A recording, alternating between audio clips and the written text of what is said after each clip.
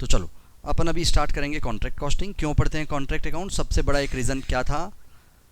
सबसे बड़ा एक रीज़न ये था कि ये कॉन्ट्रैक्ट जो होते हैं वो इस नेचर के होते हैं कि उनका जो कंस्ट्रक्शन पीरियड होता है, मतलब जो कमेंसमेंट से लेकर के एंडिंग तक का टाइम होता है, ये क्या नहीं होता, फिक्स नहीं होता। जबकि फिनेंशियल ईयर क्या होता है, फिक्स होता है।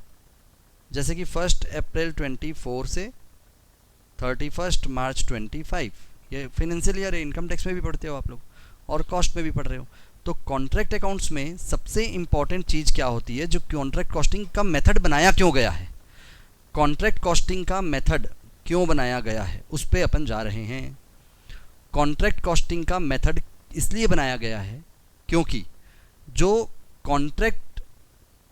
कॉन्ट्रैक्टर्स लेते हैं उसका पीरियड फिक्स नहीं होता। किसी का 2 साल चलता है, किसी का 4 साल, किसी का 10 साल। उस कॉन्ट्रैक्ट में होता क्या होगा, से फॉर एक एग्जांपल लेते हैं अपन रोड कंस्ट्रक्शन का।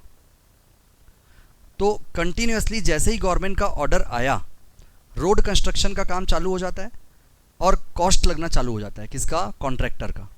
तो कॉस्ट लगना जब चालू हो जाता है तो उस केस में उन कॉस्ट को रिकॉर्ड करना भी चालू हो जाता होगा डेबिट साइड में, जैसे प्रॉफिट एंड लॉस अकाउंट के करते हैं। ठीक है, वो अमाउंट तो हमको देता कब है, फाइनल जब होता है तब, या फिर मैं रनिंग बिल बना के दूँ तब। तो हिसाब किताब तो कम्प्लीटली क्या होगा, फाइनल जब कंस्ट्रक्शन कंप्लीट होगा, कॉन्ट्रैक्ट कंप्लीट होगा, तो हम क्या करेंगे, फाइनल हिसाब किताब करके कंप्लीट क्लोज करेंगे उसको। अभी क्या कर रहा हूँ मैं, अपने पार्ट का पैसे लगाते जा रहा हूँ और सामने वाले को यदि मैं बिलिंग कर भी दिया तो रनिंग बिल वो देते जा रहा है। तो उसका जो अमाउंट दे रहा है वो अमाउंट मेरे लिए लाइबिलिटी क्रिएट कर रही है, और मैं जो अमाउंट लगा रहा हूँ वो मेरे लिए WIP क्रिएट कर रहा है। आप समझो बात को, बहुत इंपॉर्टेंट चीज़ बोल रहा हूँ। क्योंकि मान लो मैंने सपोज आपको कोई गुड्स सेल कर दिया, मैंने बिलिंग कर दिया, रिस्क एंड रिवार्ड आपको ट्रांसफर हो गया, ओनरशिप आपको ट्रांसफर हो गई। अब मेरे बुक्स में आप क्या बन जाओगी, डेटर। जिस दिन आपने पैसे मुझे दे दिए मैं क्लोज कर दूंगा पूरा डीलिंग। मतलब मेरे बुक्स में क्या हुआ, मैंने गुड्स सेल कर दिया, इनको रिस्क एंड रिवार्ड तो पास ऑन कर ही दिया था, आपसे पैसे भी आ गए, मेरे बुक्स में डील क्लोज, मेरे बुक्स में सब चीज़ें क्या, सेटल्ड। बट कॉन्ट्रैक्ट अकाउंट्स में क्या होता है, मैं जितने भी अमाउंट लगाते जा रहा हूँ किसी पर्टिकुलर गवर्नमेंट के नाम से, वो अमाउंट मेरे लिए क्या होते जा रहा है, स्टॉक क्रिएट करते जा रहा है। जब तक वो कंप्लीट नहीं होगा वो स्टॉक नहीं बनेगा, फिनिश गुड्स नहीं बनेगा, ट्रांसफर होगा नहीं सामने वाले को, रिस्क एंड रिवार्ड। तो इस केस में क्या होगा, वो WIP क्रिएट होता जाएगा, और वो WIP मेरी एसेट है। क्यों? मैं कॉस्ट लगाते जा रहा हूँ उसमें। ठीक है, अब उस WIP के बिहाफ में मैं क्या करूँगा, भाई मैं मतलब 10 करोड़ का कॉन्ट्रैक्ट लिया हूँ, तो आई एम नॉट सपोज कि मैं 10 करोड़ का पूरा फुल इन्वेस्टमेंट करूँ अपना खुद का।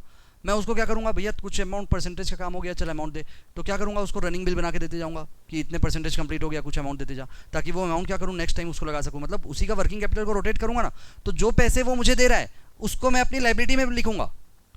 कॉन्ट्रैक्टी अकाउंट मेरे बैलेंस शीट की लाइबिलिटी साइड में आएगा, advance received from contractee, advance received from contractee, ऐसा लिखना पड़ेगा। क्यों? क्योंकि वो सेटल नहीं हुआ है। इधर बैलेंस शीट में क्या आ रही है, WIP, उधर क्या आते जा रहा है, जो पैसे मैं लेते जा रहा हूँ उसको कॉन्ट्रैक्टी अकाउंट बढ़ते जा रहा है, वो मेरा लाइबिलिटी है। क्यों? क्योंकि जब तक मैं कंस्ट्रक्शन कंप्लीट नहीं किया हूँ, मैं अपनी रिस्पॉन्सिबिलिटी, अपनी जिम्मेदारी से मुक्त नहीं हुआ हूँ, risk and reward pass on नहीं हुआ है, जो कॉन्ट्रेक्चुअल ऑब्लिगेशन से बंधे हुए हैं हम लोग, वो पूरा जब तक कंप्लीट नहीं करूँगा तब तक मैं दोनों को सेटल नहीं कर सकता हूँ। तो इधर WIP बढ़ता जाएगा बैलेंस शीट में, और इधर कॉन्ट्रैक्टी अकाउंट का बैलेंस बढ़ता जाएगा। At the end of the term, जब 7th ईयर या 8th ईयर में जब काम कंप्लीट हुआ, तब क्या करूँगा मैं, उस सब पूरा कराऊंगा क्या, एग्रीमेंट, कि मैंने पूरा कंप्लीट कर दिया काम और सब चीज़ें सेटल कर दिया। उसके बाद फिर सामने वाला पर्सन क्या करेगा, उसको ओके करेगा, तब मैं उस कॉन्ट्रैक्टी अकाउंट को WIP से एडजस्ट करूँगा, और वो दोनों चीज़ें वहाँ से बराबर होगी। बात समझ में आ रही है सबको? उस बीच प्रॉब्लम क्या होती है, उस बीच क्यों बनाता हूँ कॉन्ट्रैक्ट अकाउंट, उस चीज़ को समझो आप, है ना। क्या होता है ये तो अपन समझ लेंगे, क्यों बनाता हूँ, क्योंकि मुझे अभी हर साल मेरे क्या है, मान लो मेरी कंपनी है, इनकॉर्पोरेटेड है, अब क्या हो रहा है, शेयर होल्डर्स पैसे लगा के रखे हुए हैं, वो तो हर मार्च में बैठ के देखेंगे ना कि ये कंपनी का क्या रिजल्ट आया। बैंकर जो मुझे फाइनेंस करके रखी है वो तो देखेगी ना कि कंपनी कैसे परफॉर्म करी पूरे मार्च के एंड में, क्या रिजल्ट ला रही है।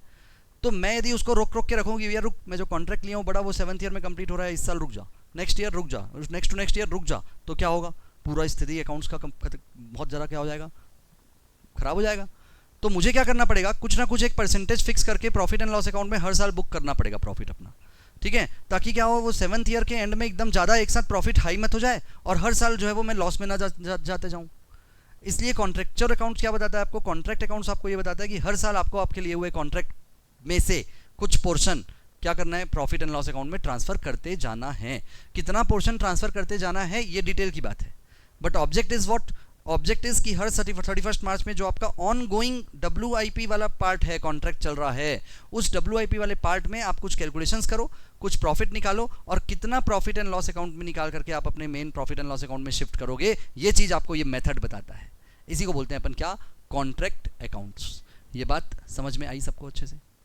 कॉन्ट्रैक्ट अकाउंट्स क्यों बनाते हैं? क्योंकि अपने को हर साल कुछ ना कुछ एक स्मार्ट या कुछ ना कुछ एक reasonable percentage profit and loss account में शिफ्ट करना पड़ता है अपने। प्रॉफिट एंड लॉस कौन सा? मेन।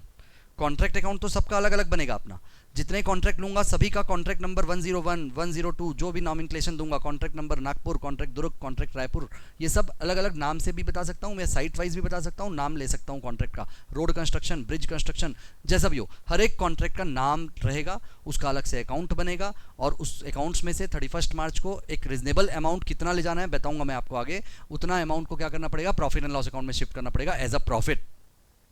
और तब क्या होगा, मेरा जो फाइनेंशियल स्टेटमेंट बनेगा हर साल का, वो एक स्मार्ट और एक रीजनेबल बनेगा। क्यों? क्योंकि एक साथ 7 साल के बाद एक साथ प्रॉफिट शिफ्ट करूंगा तो वो बहुत हाई हो जाएगा उस साल का, और इसलिए पार्ट पार्ट में करना अपने को अलाउ किया जाता है।